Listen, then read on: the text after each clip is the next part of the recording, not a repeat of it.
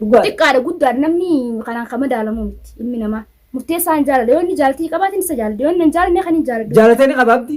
Yaani akka isaan isaanitti barsiin jaalatu sumaatu jaalachuu jira duraan silaa dhaabbatu siin jennee si jala dhaabbatu didee sidisee jira lafatti haftee akkam taataa nan jettu jira. Ifuma dhiban isaan hundi dhiban malee abdi si fuudha abdi akka si fuudhu abdi yoo si fuudhu hin deemnallee harka kee kana jira akka inni itti si fuudhu anaaf godha akka inni itti godhu anaaf beeka abdi naaf godha abdi niin godhaami niin godhaan si fuudha abdi.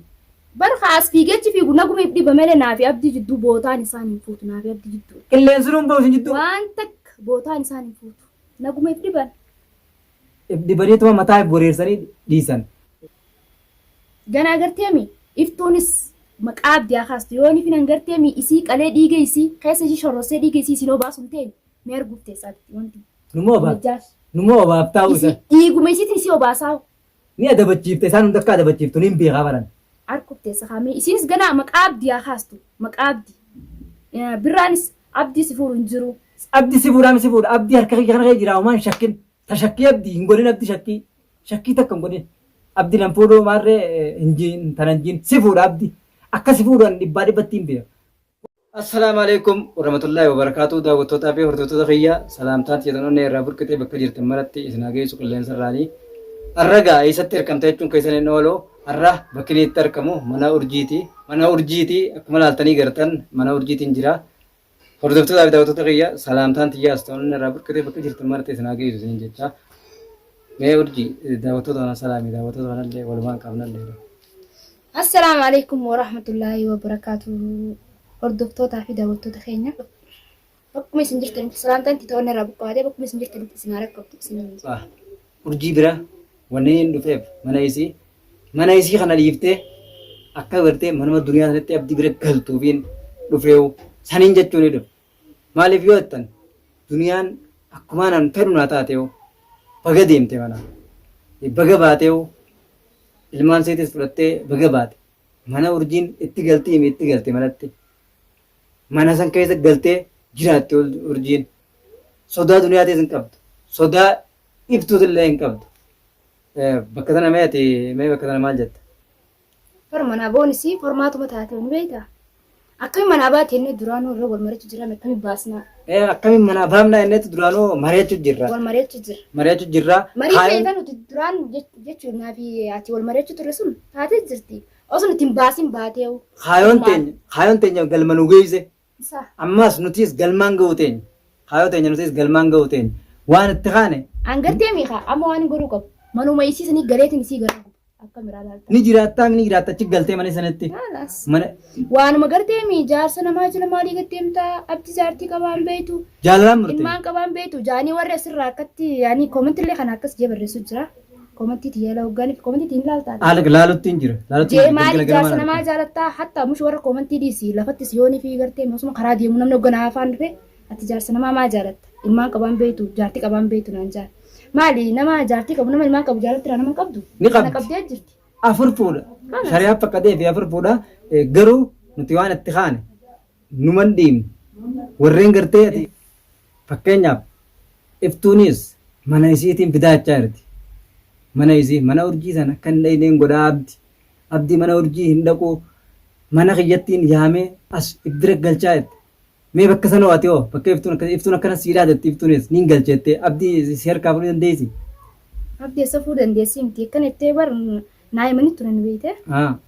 Sireeti yoo gubbatti yoo nan galchee siree gubbatti miila irraan dhiqin jette jaan.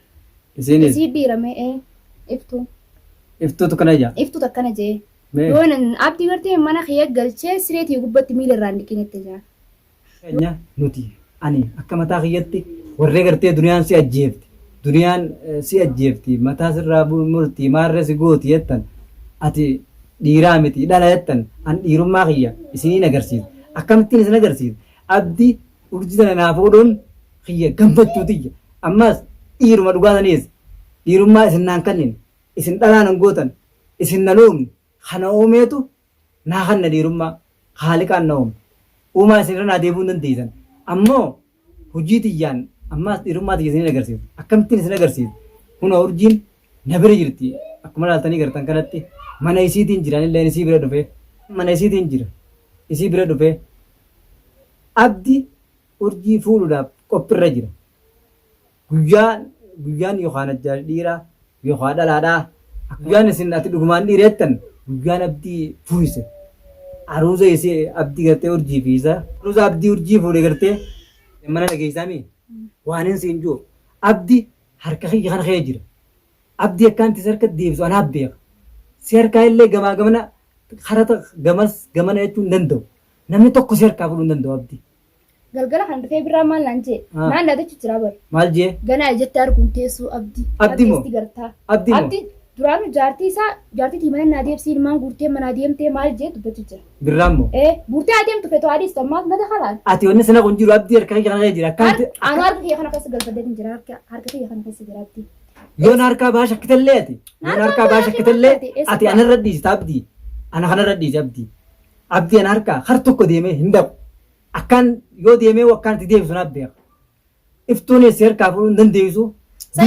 Duniyaanis dhaqee. Baran tana dhibu jirtu biraanis numan jeensan. Iftuun tun bar jaarsa qabdi.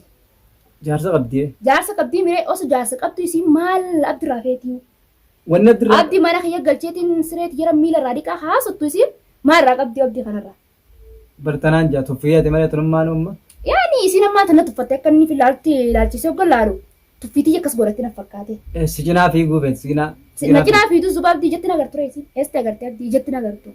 Arkuu billeen jiraattu isii ta'e duniyaa. Bar jeeni tidhaamee fitiin jiraa bar suuraa isaa torkuun teessuun jeeni. Mushisa ijaan arkuu. Abdii gaa. Suuraa isaa torkuudhaaf hin teessiftu. Baga himteef viidiyoo sanaa qilleensarra ni gartii beekte. Ni garti viidiyoo tiyarti hin dhaameef yoo. Teetirra dhaamteef hin. Tiyarti hin dhaameef. Har tokko hin dhabu. Ati abdiin na harkaa baa anis akka nama tokkotti ittiin wareegama abdi namni na wareegu sanuun jiruun hin beeka. Na harkaan boo beekee ammoo garteemi yaani tilifoon eeraa haasu jidduu isaa san guyyaa afur irraa hojji arra shanuma afur isa nagarree beekte saniin osoo isaan gaafachuu jiru abdii khalaas si jibbee jira duraanuu maaltu jala oli geesse oofeeti ilmoo xiqqoodhaan ilmoo xiqqoo maalaan jaalan nama guddaadha guddootes ta'an xiqqoo yoon baara baates baate. Xiqqoon baara sin baatu. Baara sin baatu xiqqoon san si jibbee jira duraanuu si jala dhaabbadannee sa kadhannuu ilmaan qabaa jaartii qabaa siin jennu diddee. Gaafa nuti si gorsa keenya si fudhachuu didee amma abdii jaartii isaa manaa deeme jaartii manaa deemsaa jeet nurra dawwalee na kadhachuu jiraa jaa birraan naan jeet galgala kanaa siin irraa deem jee mana kiyyaa birraa ree birraa. Yoon hin deebisa duniyaa jeesanuu duniyaa jeewu inni jeewu akka inni mana hin deebine akkaan godhanaaf beeka. Deebisuu miti bari inni wanni mana dhaqeef ni beektaa akka isiin mana jirti moo mana jirtu laaluu dhaqee malee isii achi hin deene manallee. Mana laalee gar khalaas gaa isiin eegan manaa baate. Ilmaan fuutee kuttee jedhanii immoo. Ilmaan fuutee kuttee. Manni warroolaa gaafatee akkana fakkaatutti akka birraa naasooteen maal abdiu nagarre. Mana warroolaa gaafate. Warroolaa gaafateeti ilmaan guurtee kuttee warroolaatiin gaafadde warroolaa hin jirtu naan jee jenna laani mana hin jirtu ilmaanis guurtee kuttee naan jaani jee naani ma barasi. Duniyaan. Dhagee duniyaan waan takka sin gootu hanga xurii kana jalaa kana waan takka nama hin gootu. Warri gartee duniyaan si jeefti harka duniyaa duutaa. Duniyaanis an dhiirtinuu na dhajjeeftu.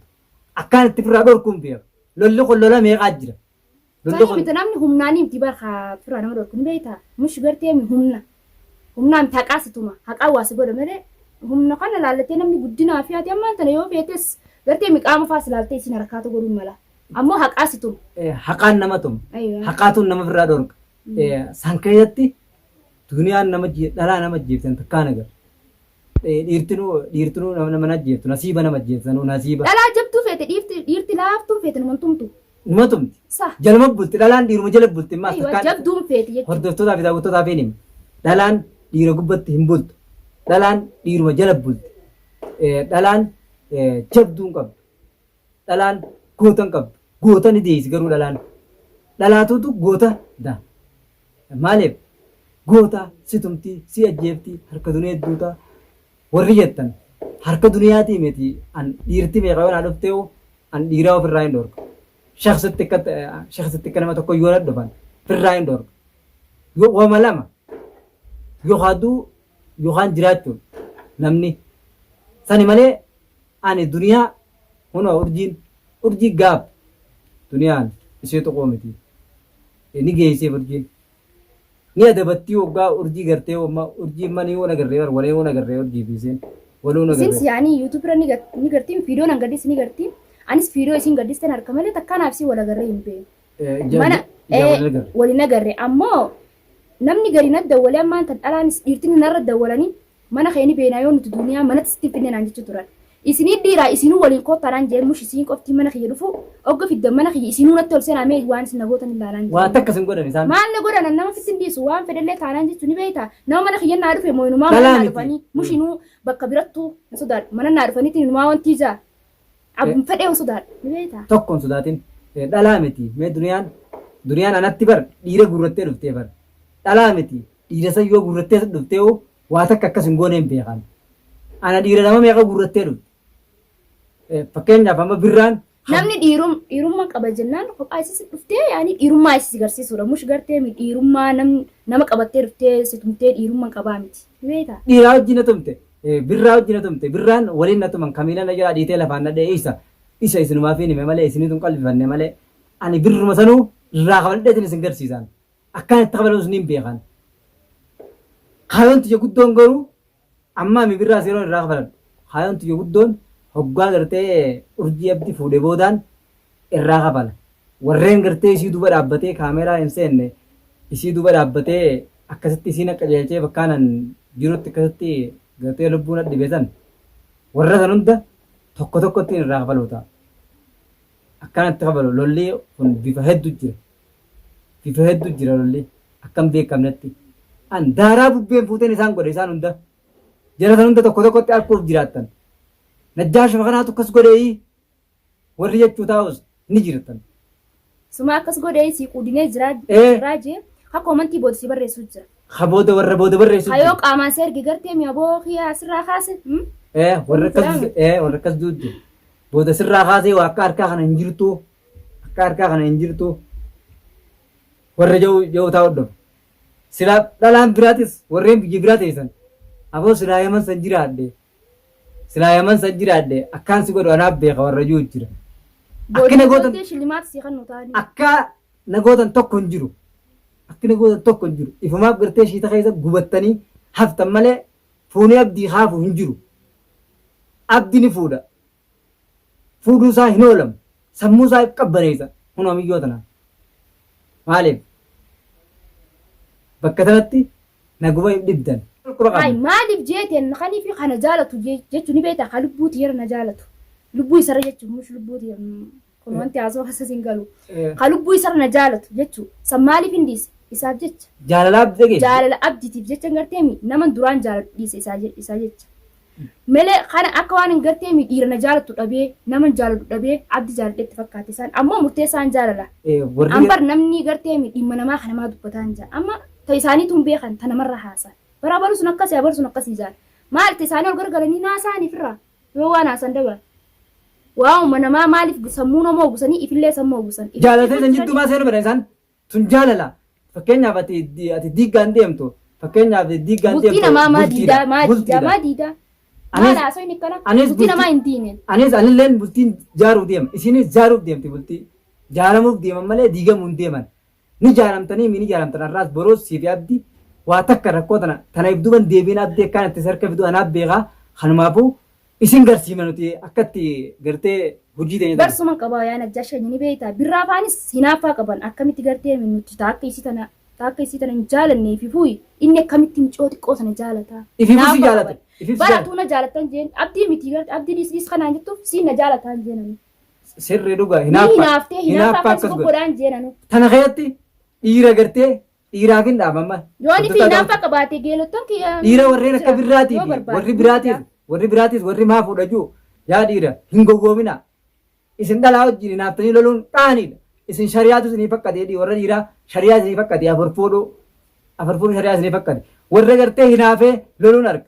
Komantii warra barreessu warra maa fuudha jiru. Isin salaloo teessan biratti wallaayinaa warri dhiiraa. Warri abdi hafuudhee bulchuu abdi. Abdi akkatti bulchuu isaa beeka. Waliin bulchaa. Kanumaafuu warri dhiiraa kanumaafuu salaamu alaikum warahmatullaahi wabarakaatu. Hanga viidiyoo biraatti isin